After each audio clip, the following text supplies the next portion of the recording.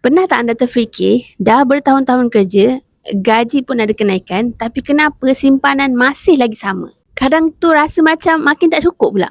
Sebenarnya, ini bukan salah kita sepenuhnya. Cuba kita tengok dekat rak roti gardenia dekat kedai runcit tu. Inflasi menyebabkan kuasa beli duit kita semakin mengecil. Dulu RM50 boleh penuh satu troli.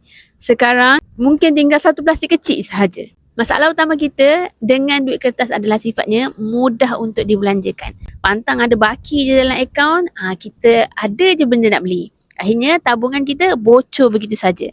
Sebab tu, saya pilih tukar sebahagian simpanan saya ke barang bentuk emas.